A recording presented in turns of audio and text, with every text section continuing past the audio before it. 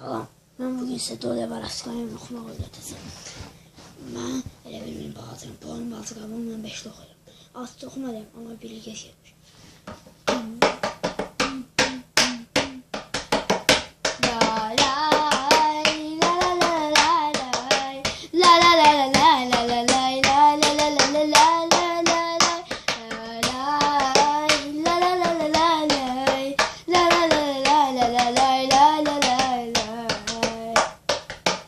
Yaşımdan düşmüşəm didər gün, hayatımda keçib mənim az gün.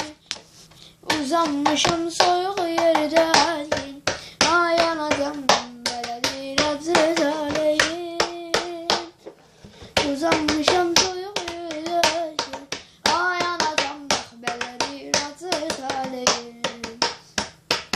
5 yaşımdan türmələrə düşəndə, dostlarım da baxıb mənə güləndə, hala sevdiyim qız mənə get deyəndə, sırlardan ağrıyır ürəyim, ay anam, ay vay vay, itin qızı mənə atfal verəndə, ay anacam belədir acı taleyim. Ən təzə paltarımı geyirdim, məktəbdə bablıqlı yedirdim.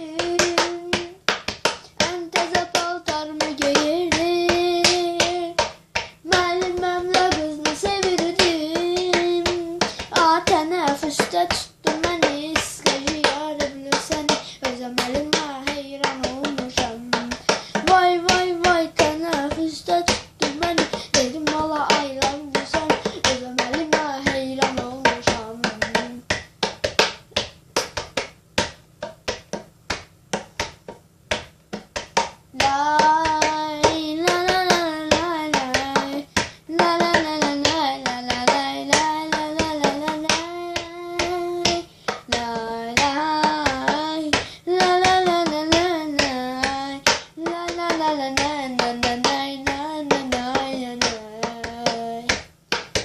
Avaratılı qapısını açdım, sonra isə tualetdən qaçdım.